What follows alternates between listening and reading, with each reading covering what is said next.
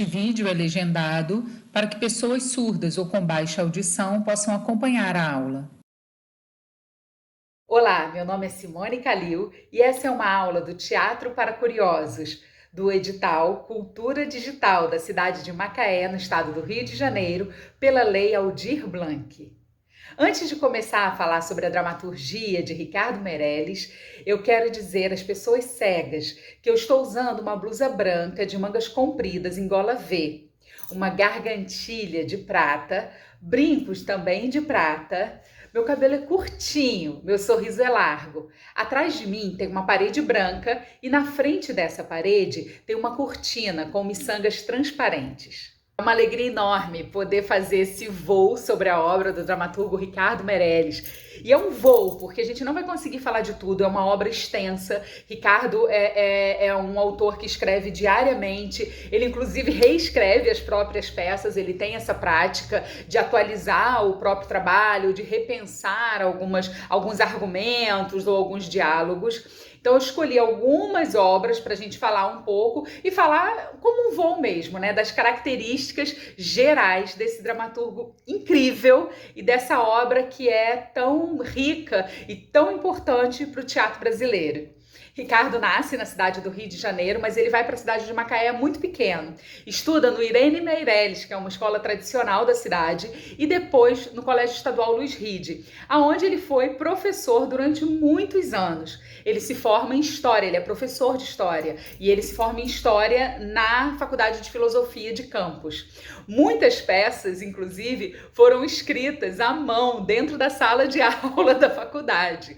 E é interessante a gente perceber como que aquele contexto político da década de 70, do período da ditadura militar, influencia muito esse jovem escritor e professor, né, nos seus pensamentos, refletindo sobre a sociedade brasileira, sobre a sociedade fluminense, e consegue transformar isso com um humor sarcástico, irônico, numa obra tão importante, na verdade, né, numa obra. Por que ela é uma obra importante? A jornalista e crítica Tânia Brandão, a professora Tânia Brandão, ela fala isso, que um dos méritos da obra de Ricardo Meirelles é que ele consegue ter uma profundidade social, ele consegue fazer críticas intensas ao sistema político e social que se vivia na época, sem ser panfletário. Nas palavras da própria professora, né? É uma obra que não usa de panfleto e palavras de ordem num texto engajado. Eu tentei listar alguns elementos que são reincidentes nas peças do Ricardo Meirelles. E o principal elemento, acho que o tema principal, talvez por isso seja uma obra atemporal, é a solidão. Ele vai falar de várias formas, usando arestas múltiplas sobre a solidão. São personagens, independente da temática principal da peça, que vivem uma solidão intensa. E a temática da peça se desenvolve, isso em praticamente todas as peças, sobre como cada uma dessas pessoas lida com a solidão e com o tempo. O tempo é um outro elemento muito presente na obra. É como se tanto o tempo quanto a solidão fossem personagens das histórias, dos enredos, tanto quanto as personagens que são descritas. É tão presente, é tão forte isso. Então, por exemplo, em Disse Adeus às Ilusões e partiu para Hollywood, embarcou para Hollywood. Os títulos são maravilhosos. Eu tenho uma lista de títulos aqui. E o Ricardo tem um texto que ele fala da importância do título. Ele escreveu um artigo falando sobre isso, sobre como o título, na opinião dele, não tem problema do título ser grande, porque, na verdade, o título ele tem que ser quase que uma sinopse da obra, para que as pessoas saibam que elas vão assistir, que o título já diz muito sobre a obra, ele é parte da obra. Eu separei uma lista desses títulos que eu acho maravilhosos. Um deles é Você lembra daquele vizinho que ficou de cueca na sala de jantar?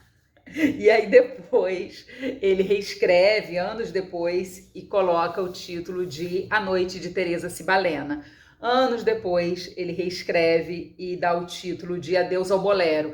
É importante lembrar que as três peças, como se fossem três peças diferentes. Na verdade, é como se fosse, não, são três peças diferentes, porque ele reescreve finais, ele reescreve diálogos, o argumento é o mesmo, e publica as três peças com os três títulos diferentes, não é só uma mudança superficial, né? Disse adeus às ilusões e embarcou para Hollywood. Ferocidade, que é a junção, né, de feroz, cidade. Essa é uma peça onde a cidade, na verdade, é uma personagem. A cidade violenta, né, a vida urbana, o mesmo porre de sempre. Essa é uma peça bem machista, assim, de quatro amigos super machistas que bebem juntos há anos. E aí a peça é isso, o mesmo porre de sempre, porque eles vão contar as mesmas histórias e, de novo, essa relação com o tempo, né? A amizade deles, que vem desde a juventude, agora eles já são senhores, e como se eles tivessem parado no tempo, falando das mesmas mulheres que eles amaram, até de forma muito grosseira.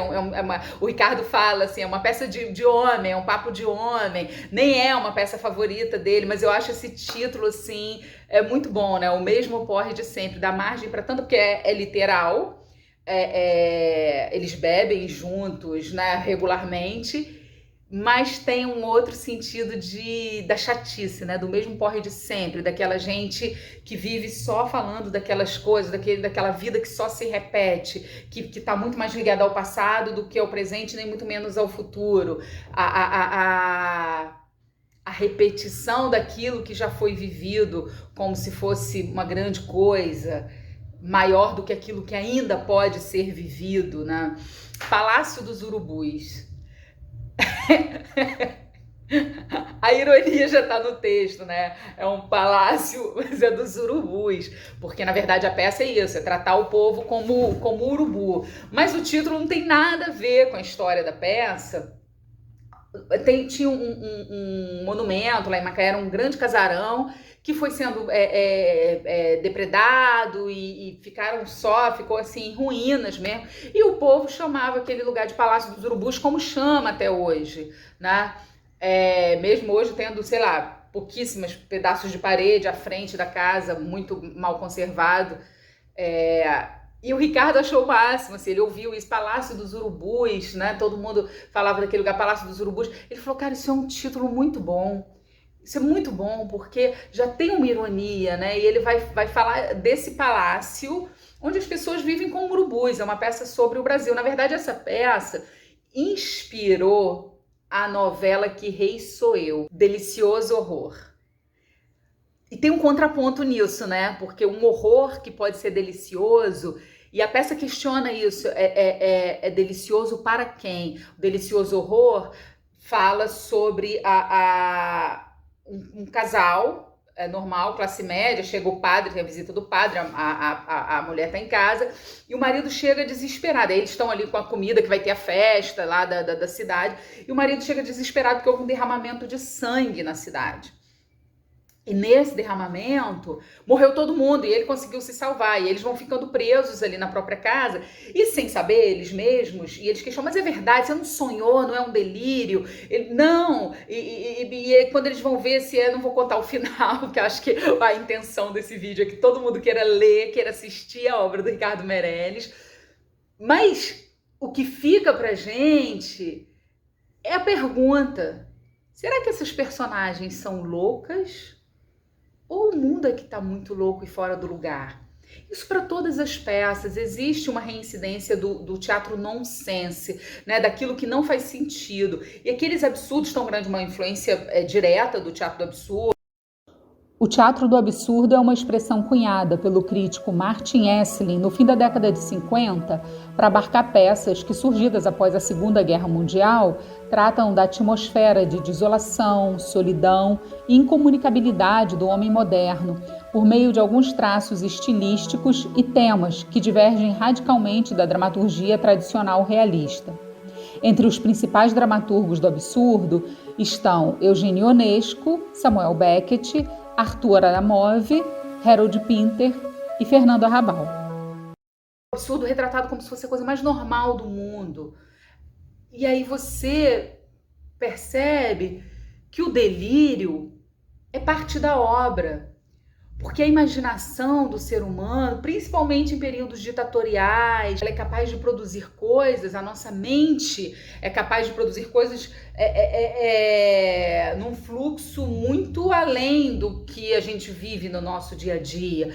Então, a nossa angústia, né, o nosso medo, como que a nossa imaginação pode motivar isso na nossa vida, e o contrário também, né, as grandes vitórias, pessoas que acreditam que são uma coisa quando na verdade são outra, o mundo aí, como você lê esse mundo e como você vive nesse mundo, e ele consegue através de diálogos muito dinâmicos, tem poucos bifes, né? Tem poucas frases longas nas peças, são diálogos muito rápidos, muito dinâmicos, mas com uma profundidade muito grande. Isso aponta para o enorme domínio que o Ricardo Meirelles tem da língua portuguesa e uma articulação de pensamento que consegue sintetizar com humor.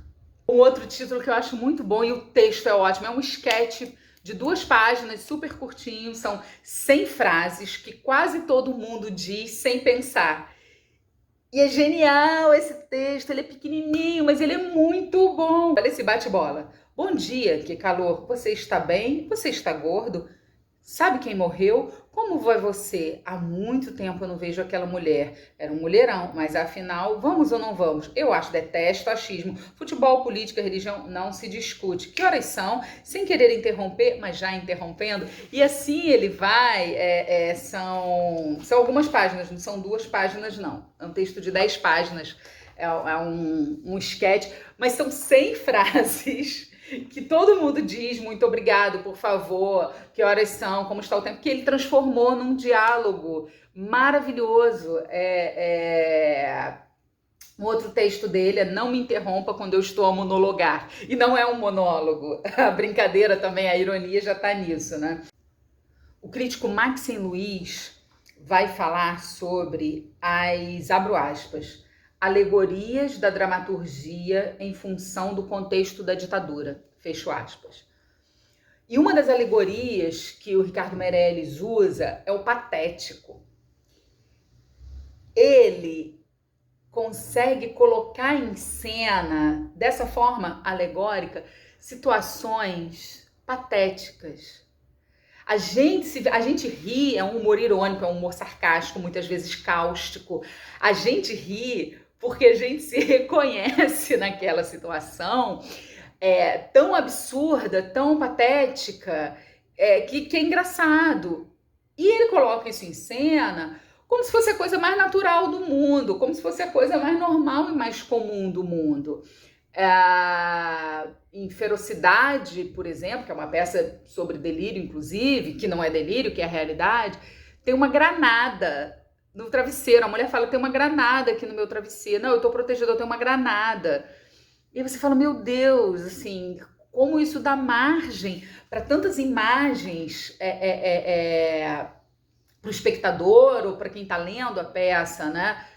Mas, na verdade, é uma coisa muito louca, porque é a iminência do risco. Ele está falando sobre isso. Você dormir com uma granada embaixo do seu travesseiro, de uma forma real, é um risco iminente de explodir tudo. E dentro desse absurdo, dentro desse nonsense, essas personagens, é como se elas tivessem parado no tempo e no espaço. É como se elas vivessem um mundo próprio, na sala de casa, ou na rua, como é o caso de Ferocidade, que é um colchão que está no meio da rua. A mulher fica acordando o marido, a gente está na rua, a gente está exposto.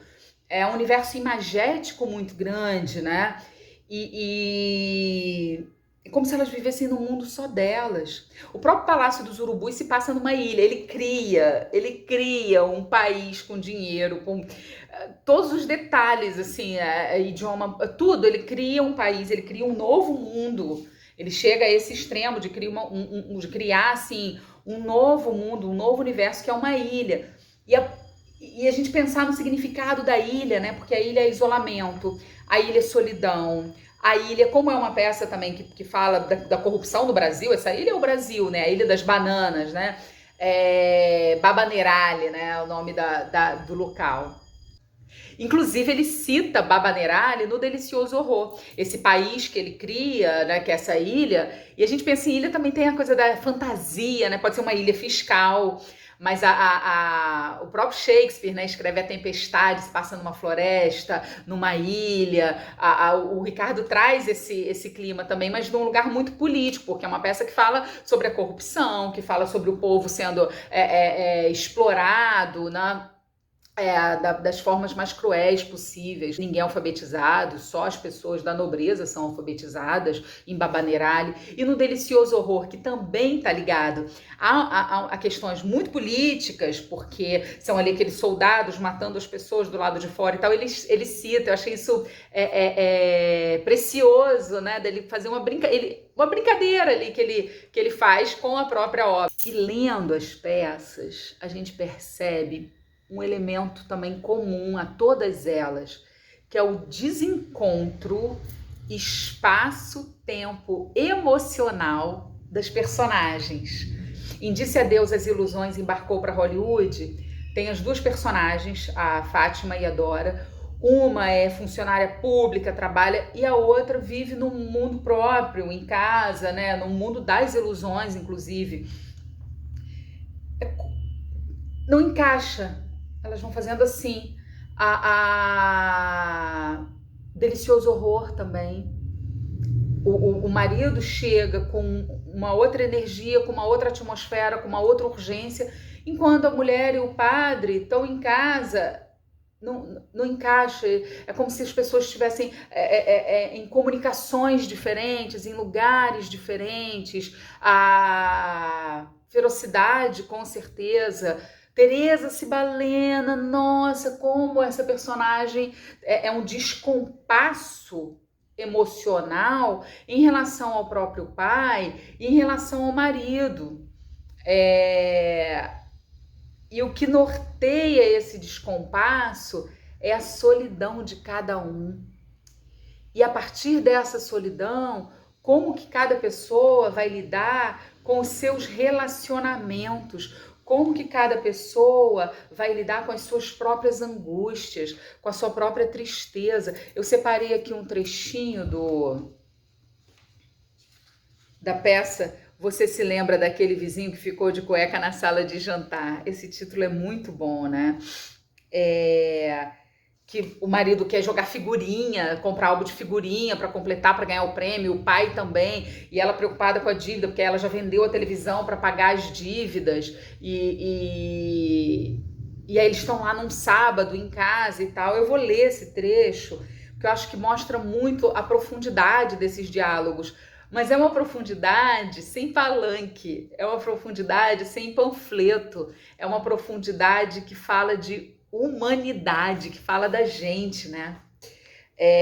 Fontes, que é o pai, né, que é o homem que fica de cueca na sala de jantar, volta à sala. Ele veste uma malha amarela, tendo na cabeça um capacete vermelho, sopra um balão azul. Teresa descontrolada.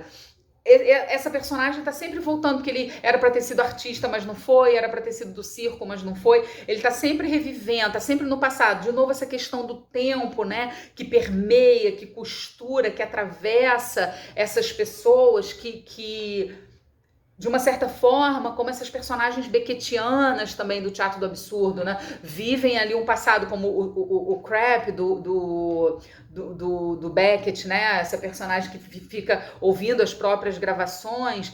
O Fontes, do Ricardo Meirelles, ele veste de novo a roupa, ele revive, ele olha a foto, ele quer viver aquilo que ele não teve, ou que ele acha que poderia ter tido, né? Na ilusão ali, na mente dele, nos próprios desejos, né? E aí ele chega vestido assim na sala, e a Teresa, aí você vê a Teresa completamente descontrolada e ele numa paz, né? Tem esse descompasso, espaço-tempo emocional. Papai, o Paulo ficou louco. Paulo é o marido dela, ela tá querendo desabafar com o pai que tá em outra... Ora, minha filha, que mal é nisso? De louco, todos nós temos um pouco. Teresa fica inteiramente desconcertada com a resposta do pai. Fontes imperturbável é muito bom, né? Imperturbável, volta a soprar despreocupadamente o seu balão. Teresa, zangada, observa espantada a roupa de Fontes. Papai, que roupa ridícula é essa? Como ridícula? Essa é a roupa que o grande Tamberlini usava ao ser lançado da boca do canhão ao espaço vazio. Ah, minha filha, você não viveu esse tempo para saber o significado dessa roupa. E você, papai? Essa roupa fica ridícula. Você não está num circo e nem tem nada a ver com esse trapezista. O circo é a vida, minha filha. A minha coragem, a minha vitalidade já é alguma coisa em comum com Tamberlini. Eu acho tudo isso uma palhaçada. Tá vendo? Você já está incorporando o circo, o espírito circense. Olha o coração, papai, olha a sua idade, não caia no ridículo. E aí eles começam, né, a discutir sobre isso, e aí vem o marido dela, ela fala, de repente papai me aparece assim na sala com essa roupa, por quê? Aí o pai fala, porque as coisas acontecem assim de repente, sem muita explicação. Me deu vontade de reviver uma época da minha vida e eu revivi. E o marido vem, muito bem, devemos fazer sempre aquilo que temos vontade. Fontes, usando um processo romântico, repetiu o passado e reviveu a sua história na pessoa do seu ídolo. Bravo! Aí Teresa já desiludida, coitada, né, já quase conformada. Vocês querem transformar essa casa num hospício. Que droga é essa que você está soprando, papai? É uma simples bola, uma reminiscência dos nossos aniversários. Lindo, um balão. Papai, por que você não vai dormir? Que sugestão mais ingrata, dormir sem sono. Tome seu remédio e durma. Quer que eu durma ou quer que eu morra? Papai! Aí vem o marido e fala, porque já tinha tido uma grande discussão dela com o marido na cena anterior, porque ele pegou o dinheiro e comprou não sei quantas figurinhas para achar, para colar o álbum, e ele é igual uma criança, né? E aí ele fala, seu mal, Teresa, é ter um grande medo de perder o seu pequeno poder. Por isso vive mandando. Vá dormir, papai. Faça isso, Paulo. Não faça aquilo. Ah, que cena! Porque ela vem numa dinâmica, nesse desencontro, nesse descompasso, onde cada pessoa... E, de repente, ele dá esse soco, né? Seu mal, seu medo é esse, perder o poder. E é verdade. E é verdade, porque o poder é a única coisa que ela tem naquela casa, um pseudo micro poder. Ela é sozinha.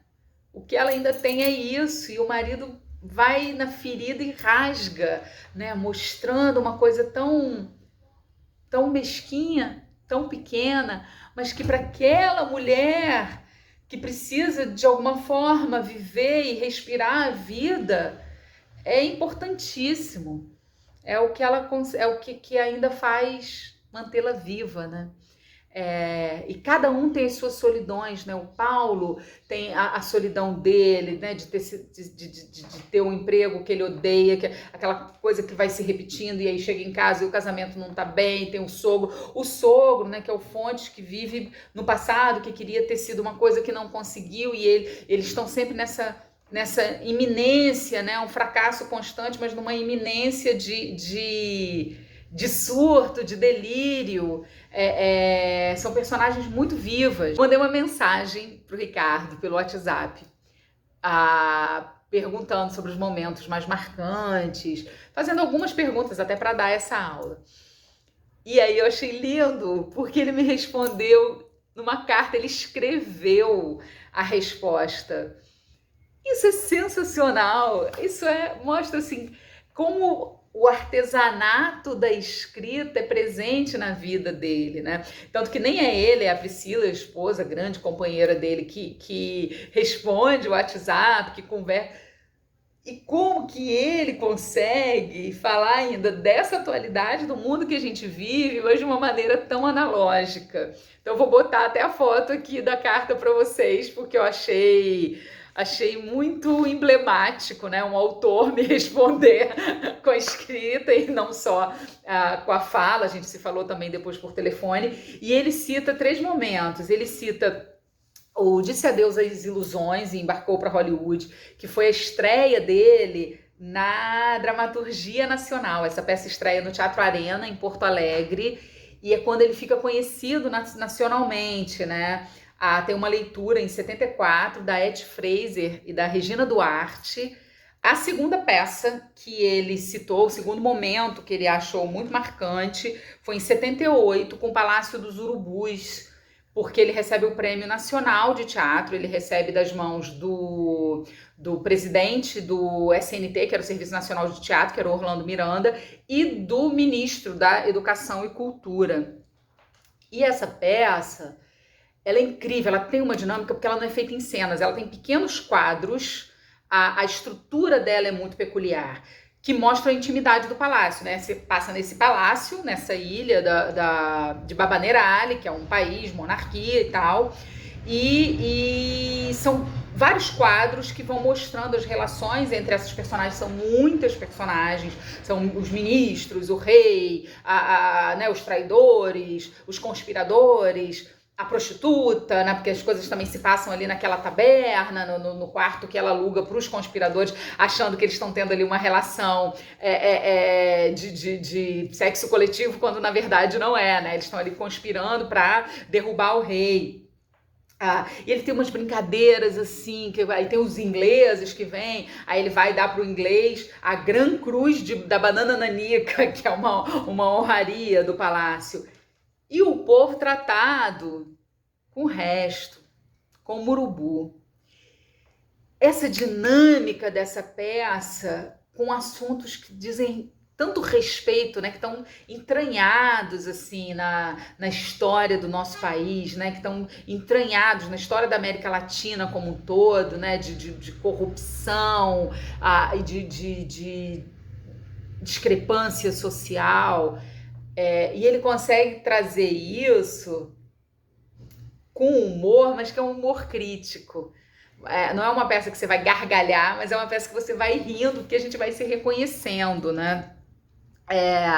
E aí a última coisa que ele cita em Ferocidade, que eu pedi só 3, que foi quando ele apresenta no antigo Teatro Nacional de Comédia, que é hoje o Teatro Glauci Rocha. Uma coisa que eu lembrei agora é que o Palácio dos Urubus é uma peça traduzida para vários idiomas, né? Ele ganha o prêmio na Alemanha, ele ganhou o prêmio, ele foi apresentado na cidade de Colônia, foi apresentado mais de uma vez na Alemanha. São peças, não só o Palácio, mas várias peças dele foram apresentadas nos Estados Unidos, na Venezuela. São trabalhos traduzidos, assim, o Palácio dos Urubus é traduzido para 5 ou 6 idiomas e apresentado internacionalmente e premiado internacionalmente, inclusive, né? E quando o Ricardo tem esse reconhecimento nacional, que ele volta para Macaé, a cidade literalmente para. A Maria Pompeu era diretora do Teatro Nacional de Comédia, que hoje chama Teatro Glauci Rocha, e é muito caro você estar com uma peça só em cartaz. Então ela cria o mutirão do teatro, que é uma prática que se faz até hoje, porque as equipes, né, as companhias, dividiam os custos e cada um apresentava num horário, como a gente tem hoje em dia, tem peça terça e quarta, outra peça de quinta a domingo, uma 5 da tarde, outra 9 da noite, e lá estreia Ferocidade. Foi a primeira direção do Rogério Frois e tinha no elenco o Ivan Cândido e Ana Lúcia Torre. Então foi uma peça, assim, de um sucesso arrebatador. Acho que é uma das peças mais premiadas, é que tem a maior quantidade de críticas. O Pasquim faz uma crítica maravilhosa, porque a história de Ferocidade é essa, né? O medo da cidade exposta. O Ricardo vai falar sobre violência, sobre medo, esse casal, mulher que fica acordando o marido porque eles estão expostos na rua. Quando, na verdade, você não sabe se aquilo é um delírio, se eles estão completamente loucos ou se o mundo é que está com tudo fora do lugar, né? E é uma peça, o título do Globo foi A Casa Própria no Meio da Rua, de 24 de março de 78. Porque ela vai falar, tem uma hora que eles vão falando de várias coisas, e aí eles vão falando de como eles estão há 10 anos sem gastar com nada, num aperto assim enorme para quitar o apartamento. E aí o marido fala isso, a gente não tá na rua, a gente tem o nosso apartamento. E aí são coisas muito simples, a mulher que não compra um batom, sabe? É uma comida diferente que eles não fazem, eles não saem nem para comer uma pizza. E eles vão falando de tudo aquilo que durante 10 anos, é como se eles não tivessem vida. É como se eles estivessem durante 10 anos apenas trabalhando para pagar pelo apartamento. E aí, de repente, a mulher acorda e fala, a gente tá na rua. Porque esse medo, essa granada, que está o tempo inteiro debaixo do travesseiro, prestes a explodir a qualquer hora numa grande cidade. E a peça expõe as mazelas da vida urbana, as mazelas, especialmente da cidade do Rio de Janeiro, é onde ela se passa, né? E aí o Pasquim fala...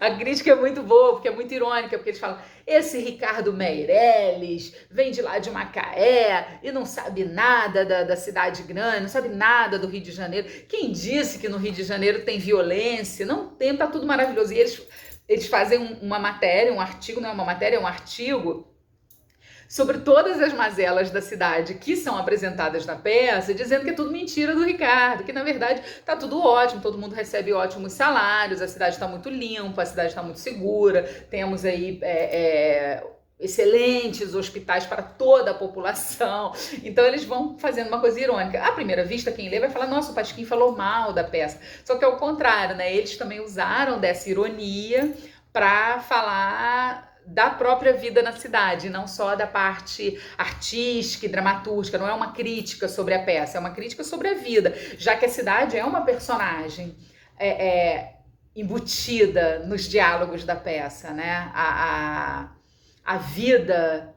essa ansiedade tem um suspense, a peça ela já começa com uma música de suspense. Sabe quando a coisa só vai piorando? Sabe quando você vai contar uma história? Só piora. Só piora. O negócio que era assim vai fazendo assim, assim, assim, assim. Só piora, só piora, só piora. Ferocidade é assim, o delírio, o inimaginável só vai piorando. Então aquilo vai prendendo a plateia num jogo de verdade e mentira, de uma maneira muito dinâmica. Vai segurando a plateia porque você não tem noção do que pode ser o seguinte, porque qualquer coisa pode acontecer, porque as coisas são tão absurdas, são tão fantasiosas, né? E ele usa muito do realismo fantástico em vários momentos assim das suas peças, dos seus espetáculos, que você quer saber como é que aquilo vai terminar, aonde, né, até onde vai chegar. A peça já fazendo maior sucesso, Ricardo sendo montado, vários textos, leitura, há muitas críticas e prêmios, eles vão para Macaé com a peça. Rogério Frois, Ana Lúcia Torre e Ivan Cândido, que já eram artistas conhecidos. E a cidade parou porque tinham 800 pessoas querendo caber num espaço que não cabia, e parou trânsito, e foi uma loucura, e foi uma confusão, e todo mundo super orgulhoso. Eu acho muito divertido pensar nisso, né, como o bom filho volta à sua casa depois de ser conhecido, né, estar conhecido em todo o país, e como a cidade acolhe, como a cidade recebe de uma maneira tão carinhosa o Ricardo, porque ele tem história, porque ele tem uma trajetória ali, né, na cidade de Macaé como professor de história, como homem político, tanto que depois, assim, na década de 90, de 2000, ele ocupa cargos públicos, né? Ele é 2 vezes vice-prefeito, ele dirigiu a Fundação Macaé de Cultura, que era a Secretaria de Cultura na época, ele dirige a Secretaria de Acervo e Patrimônio em 2005, se eu não me engano. Então ele é uma pessoa muito conhecida na cidade. E é muito legal pensar, porque assim, ele começa a fazer teatro com o Grupo Tema, dirigido ali pelo Moacir Vitorino, até como ator, ele faz algumas coisas. E depois eles montam eu vou até pegar aqui, porque eu acho bem bacana de citar o Getan, que funcionava no Cine Atlântico, que na verdade o que é o Cine Atlântico, né? O Cine Atlântico é o Teatro Municipal de Macaé, que era um prédio que estava completamente abandonado, e eles E eles vão revitalizando, né, todo esse grupo, eles vão... Ah, achei aqui, ó. Eu vou ler porque eu quero deixar esse registro, acho que isso é parte da memória, não posso esquecer de ninguém, da memória da cidade, do patrimônio da cidade, né? Ele forma o grupo de teatro Getan e ocupa com o grupo o espaço inacabado e abandonado do Cine Teatro Atlântico, hoje Centro de Cultura de Macaé. E eles constroem nesse espaço um teatro improvisado, com José Peixoto do Vale, que o Ricardo diz que é o grande construtor e a alma desse espaço, Lia Meirelles Vieira, que é irmã do Ricardo, incentivadora, diretora e cenógrafa, Priscila Vieira, que é atriz, mulher e grande companheira dele, Eusébio de Luiz Melo, que segundo o Ricardo é a maior inteligência crítica da cidade, Marcos Brochado, o homem onde tudo pode acontecer, isso é bom, né? O homem onde tudo pode acontecer. A Ana Rita Toscano, que é atriz e amiga, José Carlos Correia, ator, orientador dos cálculos do peso do palco, Drauzio Gomes, que é o eletricista faz tudo, e o Joãozinho, o melhor gato de botas de todos os tempos, e Luiz Porto, príncipe ator. O Grupo Acto, que é o grupo mais antigo em atividade na cidade de Macaé, montou, na comemoração de seus 15 anos, em 2001, eles montaram a Mostra Ricardo Meirelles. E aí eles montaram as peças Disse Adeus às Ilusões, Embarcou para Hollywood, Delicioso Horror, Um Convidado Especial, e essa é uma peça maravilhosa, porque a morte e vida são completamente equiparados, como se fosse a coisa mais natural do mundo. A história é que o marido, que é um puxa-saco e tudo, é aniversário dele, a mulher vai fazer o jantar de aniversário e ele convida o chefe. Ele sempre convida e o chefe nunca vai. O chefe tem desprezo ali pelas pessoas que trabalham com ele. E a mulher sabe disso, né? Eles estão sempre nesse descompasso. A mulher sabe, o cara não confirma e tal. E aí, no meio do jantar, ela diz que envenenou a sopa e que eles vão morrer juntos. Ele falou, mas não. Aí eles vão, começa, eles se convencem e ela toma a sopa e ele também para morrerem juntos. E aí vão chegando as pessoas. Aí chega o faxineiro do contínuo do trabalho. Fala, não, mas o seu fulano mandou vir para cá. Ele falou, mas que seria o convidado especial, né? Ele falou, mas ele falou com você? Ele não pode vir, falou para eu vir, que ia ter comida de graça. Aí passa mais adiante, depois chegam outros 3 colegas, e nisso eles já estão passando muito mal pela sopa que eles tomaram. E aí eles vão pra rua, e aí as pessoas ficam na casa deles, e eles estão na rua e todo mundo começa a beber. Aí depois vê que eles, na verdade, aquilo não era veneno, era laxante, só o marido tomou, a mulher não tomou. Então a história vai ganhando lugares assim, porque você vai assistindo ou vai lendo achando que eles estão mortos, quando eles só tá passando, que eles estão morrendo, quando eles só estão passando mal. Essa brincadeira de delírio, de jogo, de verdade, de mentira, dá um sabor muito especial a essa peça que foi montada na comemoração dos 15 anos do Grupo Acto. E aí depois, em 2013, eles montam Conversa Inconsequente numa tarde de domingo, que o título é ótimo, né? Mais um título aí para nossa lista. E em 2019, eles montam o Palácio dos Urubus. Gente, eu tentei falar um pouco sobre a obra, porque na verdade ela é muito vasta, ela é muito extensa. Espero que vocês terminem essa videoaula com vontade de devorar, de lotar os teatros que montarem Ricardo Meirelles, de devorar as obras, né, na sua leitura, porque só a leitura já é muito prazerosa, não somente as encenações. E vou deixar aqui alguns registros dos prêmios, das críticas e das peças. Muito obrigada!